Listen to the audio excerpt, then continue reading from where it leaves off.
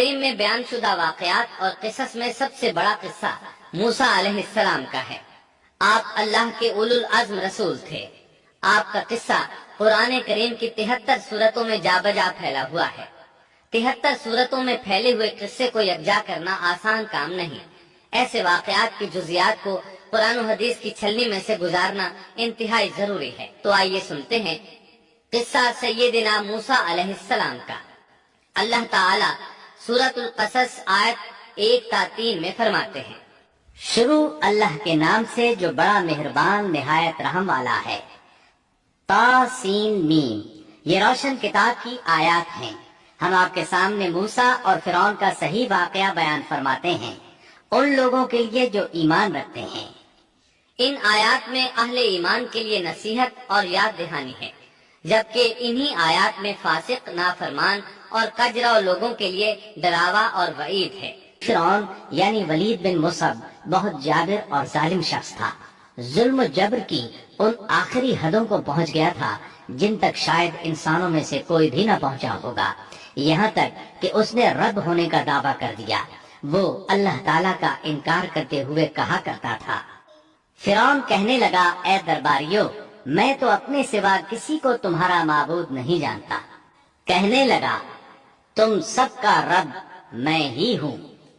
اس نے الوہیت اور ربوبیت دونوں میں اللہ تعالیٰ سے جھگڑا کیا۔ یقیناً فرعون نے زمین میں سرکشی کر رکھی تھی اور وہاں کے لوگوں کو گروہ گروہ بنا رکھا تھا اور ان کے ایک فرقے کو کمزور کر رکھا تھا اور ان کے لڑکوں کو تو ذبح کر ڈالتا تھا اور ان کی لڑکیوں کو زندہ چھوڑ دیتا تھا۔ بلا شک و شبہ وہ تھا ہی فساد کرنے والوں میں سے۔ اس نے لوگوں کے گروہ اور جماعتیں بنا رکھی تھی۔ فرعون کے زمانے میں بنی اسرائیل سب سے حقیر اور کم درجہ قوم تھی۔ فرعون نے انہیں حد درجے ذلیل اور بے عزت بنا رکھا تھا۔ سبھی کو معاشرے میں نچلے طبقے میں شمار کیا جاتا تھا، جبکہ مصر میں یہی لوگ شاہانہ زندگی گزارا کرتے تھے۔ فرعون نے اعلان کرا رکھا تھا کہ بنی اسرائیل سب کے سب غلام ہیں۔ وہ ان سے زر خرید غلاموں کی طرح مزدوری لیا کرتا تھا۔ ان کی عورتوں سے لونڈیوں، باندیوں جیسا برتاؤ کیا جاتا تھا۔ وہ جو چاہتا تھا ان سے کرتا تھا۔ اس نے یہ حکم اپنی رعایا میں عام دے رکھا تھا۔ مصر کے باشندے اعلیٰ درجے کے لوگ سمجھے جاتے تھے، وہ قبطی کہلاتے تھے۔ فرعون نے بنی اسرائیل کو غلام اور محکوم بنا رکھا تھا اور اس نے ان میں سے ایک فرقے کو کمزور کر رکھا تھا۔ بنی اسرائیل اس ذلت سے نجات پانے کا انتظار کر رہے تھے اور اس کی وجہ یہ تھی کہ انہیں ایک بشارت ملی ہوئی تھی۔ اس کے مطابق ان کا نظریہ تھا کہ فرعون کے گھر سے ایک بچہ نکلے گا جو انہیں نجات دلائے گا، اور یہ بھی بیان کیا جاتا ہے کہ یہ بشارت انہیں اس طرح ملی تھی کہ خود فرعون نے خواب دیکھا تھا کہ بیت المقدس سے آگ نکل کر مصر کی جانب بڑھتی چلی آ رہی ہے۔ وہ آگ مصر میں موجود تمام لوگوں کو جلائے ڈالتی ہے، مگر اس آگ سے بنی اسرائیل کے گھر محفوظ رہتے ہیں۔ فرعون نے اس خواب کی تعبیر کاہنوں سے پوچھی۔ وہ کاہن اس کے نزدیک عالم تھے۔ انہوں نے خواب کی تعبیر یہ بتائی کہ بنی اسرائیل میں ایک بچہ ایسا پیدا ہونے والا ہے جس کی وجہ سے مصریوں کی ہلاکت ہوگی۔ یہ تعبیر سن کر فرعون ڈر گیا۔ تب اس نے ایک خوفناک حکم جاری کیا، بنی اسرائیل میں جو بچہ پیدا ہو اسے قتل کر دیا جائے۔ اللہ کی قدرت دیکھیے کہ ہارون علیہ السلام اس سے پہلے پیدا ہو چکے تھے اور موسیٰ علیہ السلام کی والدہ امید سے تھی۔ فرعون نے اپنا حکم یوں جاری کیا تھا کہ اگر ان کے ہاں بیٹے پیدا ہوں تو انہیں قتل کر دو، بیٹیاں پیدا ہوں تو انہیں زندہ چھوڑ دیا جائے۔ چنانچہ ایسا ہی کیا جانے لگا۔ ہر نومولود بچے کو قتل کیا جانے لگا، بچیوں کو چھوڑ دیا جاتا۔ یہ تھا بچوں کو ذبح کرنے کا حکم جو بنی اسرائیل میں شروع ہوا۔ اس کا طریقہ انہوں نے یہ اختیار کیا کہ ہر حاملہ خاتون کی نگرانی شروع کر دی۔ دایا عورتوں کے ذمے یہ ڈیوٹی لگائی کہ حاملہ مستورات کی اطلاع دیں گی، اور جو دایا اطلاع نہ دیتی اسے بھی قتل کر دیا جاتا۔ اس طرح فرعون اور اس کے وزیروں کو ہر نومولود سے باخبر رکھا جاتا تھا۔ ان دنوں سیدنا موسیٰ علیہ السلام کی والدہ اپنے حمل کے ابتدائی دنوں میں تھی۔ انہوں نے اس بات کو چھپائے رکھا اور دایا کا کام کرنے والی عورتوں سے بھی خود کو چھپائے رکھا، یہاں تک کہ درد ذہ کا وقت آ پہنچا اور انہوں نے بچے کو جنم دیا۔ इस बारे में सिवाय करीबी लोगों के कोई नहीं जानता था। बच्चे की पैदाइश के बाद वो फिक्रमंद रहने लगे। हमल के दिनों में तो उन्होंने खुद को छुपा लिया था, अब बच्चे को कैसे छुपाएं? फिर भी अपनी पूरी कोशिश करती रही, यहाँ तक कि उनके पास अल्लाह का हुक्म आ गया। ये हुक्म अल्लाह ने उनके दिल में डाला था, यानी इल्का किया गया था। ये वो वही नहीं थी जो पैगंबरों पर आती है। और हमने मूसा की माँ को वही की कि इसे दूध पिलाती रह, और जब तुझे इसकी निस्बत कोई खौफ मालूम हो तो इसे दरिया में बहा देना, और कोई डर खौफ या रंज गम न करना। हम यकीनन इसे तेरी तरफ लौटाने वाले हैं और इसे अपने पैगंबरों में बनाने वाले हैं। मतलब ये था कि जब तफ्तीश और तहकीक शुरू हो या खतरात बढ़ जाएं, तो इसे दरिया में डाल दें। इस आयत मुबारका में बैक वक्त दो खबरें, दो अहकाम, दो हुक्म इम्तिनाई और दो बशारतें हैं। यानी हमने मूसा की माँ को वही की कि इसे दूध पिलाती रहे। ये दो खबरें हैं।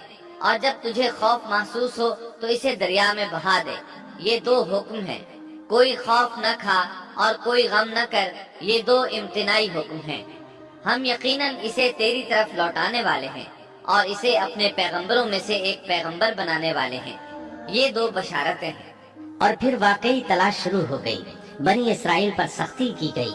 मूसा अलैहिस्सलाम की माँ ने अल्लाह के हुक्म के मुताबिक बच्चे को संदूक में रखा और दरिया में छोड़ दिया। साथ ही मूसा अलैहिस्सलाम की बहन से कहा, तू भी इसके पीछे पीछे चलती जा। चुनाचे वो दरियाए नील की मौजों में चले और उनकी बहन किनारे किनारे चली। अपने भाई की निगरानी करती जा रही है कि दरिया में डालने के बाद क्या बनता है। अल्लाह ताला सूरतुल कसस आयत 11 में फरमाते हैं, मूसा की वालिदा ने उनकी बहन से कहा, तू इसके पीछे पीछे जा। तो वो उसे दूर ही दूर से देखती रही और फिरौनियों को इसका इल्म भी न हुआ। संदूक बहता हुआ फिरौन के महल्लात के करीब आन ठहरा। महल्लात दरियाए नील के किनारे थे। अल्लाह ताला सूरतुल कसस में फरमाते हैं, आखिर फिरौन के आदमियों ने संदूक उठा लिया। आखिरकार यही बच्चा उनका दुश्मन हुआ और उनके रंज का बायस बना। अब वो इसकी भलाई चाह रहे हैं, लेकिन वही फिरौनियों के लिए वबाल जान बनने वाला था। अल्लाह सूरतुल कसस आयत 8 में फरमाते हैं, कुछ शक नहीं कि फिरौन और हामान और उनके लश्कर थे ही खताकार। फिरौन की बीवी ने फौरन पहचान लिया कि ये बच्चा बनी इसराइल में से है। चुनाचे उसने कहा, और फिरौन की बीवी ने कहा, ये तो मेरी और तेरी आंखों की ठंडक है, इसे कत्ल न करो। बहुत मुमकिन है ये हमें कोई फायदा पहुंचाए या हम इसे अपना बेटा ही बना लें। और ये लोग शऊर ही नहीं रखते थे। मतलब ये कि इस पूरे मामले में अल्लाह ताला की तदबीर से उन्हें आगाही नहीं थी। इस पर फिरौन ने कहा, ये सिर्फ तेरी आंखों की ठंडक है, मेरी नहीं। मैं नहीं चाहता बनी इसराइल का कोई बच्चा मेरी निगरानी में पले, लिहाजा ये सिर्फ तेरी ही आंखों की ठंडक है। इब्ने अब्बास रजी अल्लाह अन्हुमा फरमाते हैं, अगर फिरौन ये बात कह देता कि ये मेरी भी आंखों की ठंडक है तो अल्लाह ताला उसे हिदायत दे देता, लेकिन उसने यूं कहा, ये सिर्फ तेरी आंखों की ठंडक है, मेरी नहीं। और फिर हुआ भी यही। मूसा अलैहिस्सलाम आसिया की आंखों की ठंडक बन गए, फिरौन की आंखों की ठंडक न बने। अल्लाह ताला सूरतुल कसस आयत 10 में फरमाते हैं, और मूसा की वालिदा का दिल बेकरार हो गया। यानी उसका दिल मूसा अलैहिस्सलाम की याद के अलावा दुनिया की हर चीज से खाली हो गया। माँ की मोहब्बत और माँ के दिल का हाल जरा देखिए। मुसीबत में उस पर क्या गुजरती है, वो मेहरबानी जो माँ के दिल में होती है, वो मोहब्बत जो सिर्फ उसी दिल का खासा है। हम मर्दों की जमात इस कैफियत को नहीं जानती जो मुसीबत के वक्त माँ के दिल पर गुजरती है। चुनाचे अल्लाह ताला फरमा रहे हैं, और मूसा की वालिदा का दिल बेकरार हो गया। यानी मूसा अलैहिस्सलाम की मोहब्बत के सिवा उस दिल में और कुछ न रहा। हर वो चीज जो उसे दुनिया में प्यारी थी, मूसा की मोहब्बत पर गालिब ना आ सकी। बस दिल में मूसा ही मूसा थे। अल्लाह ताला सूरतुल कसस आयत 10 में फरमाते हैं, करीब थी कि इस वाक़े को बिल्कुल जाहिर कर देती अगर हम उनके दिल को ढारस न दे देते। ये इसलिए कि वो यकीन करने वालों में रहे। अब देखिए अल्लाह ताला के काम। उनके नूरे चश्म को किस तरह उनकी तरफ वापस लौटाया। बच्चा जब महल में पहुंचा तो उसने दूध के लिए रोना शुरू कर दिया। اس کے پاس دودھ پلانے والیاں لائی گئیں، لیکن بچے نے کسی عورت کا دودھ نہ پیا۔ آخر وہ بچے کو اٹھا کر باہر لائے۔ اللہ آیت 12 میں فرماتے ہیں، اور ان کے پہنچنے سے پہلے ہم نے موسیٰ پر دائیوں کا دودھ حرام کر دیا تھا۔ جو عورت بھی آپ کو دودھ پلانے کی کوشش کرتی ناکام ہو جاتی۔ اب ظاہر ہے یہ رکاوٹ تو اللہ تعالیٰ کی طرف سے تھی، کوئی دودھ پلانے میں کامیاب ہو بھی کیسے سکتی تھی۔ ادھر موسیٰ علیہ السلام کی بہن دور کھڑی یہ سب دیکھ رہی تھی۔ سورۃ القصص آیت 12 میں ہے، یہ کہنے لگیں، کیا میں تمہیں ایسا گھرانہ نہ بتاؤں جو اس بچے کی تمہارے لیے پرورش کرے اور ہوں بھی وہ اس بچے کے خیر خواہ۔ انہوں نے پوچھا، اے بچی، تو کیسے جانتی ہے کہ وہ اس بچے کی خیر خواہی کریں گی؟ بچی نے جواب دیا، اس لیے کہ وہ ایک غریب گھرانہ ہے۔ جب انہیں معلوم ہوگا کہ یہ بچہ فرعون کے گھر سے آیا ہے تو انہیں انعام و اکرام ملنے کی امید رہے گی۔ اس گھر میں ایک نیک سیرت خاتون ہے، وہ اس بچے کو بخوشی دودھ پلانا قبول کرے گی۔ انہوں نے کہا، چلو ٹھیک ہے۔ چنانچہ آپ کی بہن انہیں گھر لے آئی۔ والدہ محترمہ نے بچے کو دودھ پلایا تو آپ نے فوراً دودھ پینا شروع کر دیا۔ سیدہ آسیہ نے ان کی طرف پیغام بھیجا کہ وہ محل میں آ جائے اور جب تک بچہ دودھ پیتا رہے وہ اس کے پاس محل ہی میں رہے، لیکن موسیٰ علیہ السلام کی ماں نے انکار کر دیا۔ انہوں نے کہا، میرے اہل و عیال ہیں، میرے خامند بھی ہیں، لہٰذا ان کے ہوتے ہوئے میں گھر نہیں چھوڑ سکتی۔ اب چونکہ بچے نے کسی اور کا دودھ پینا قبول نہیں کیا تھا، اس لیے وہ خود بچے کو لے کر آتے تھے۔ اس طرح موسیٰ علیہ السلام کی والدہ کا بے حد احترام ہونے لگا۔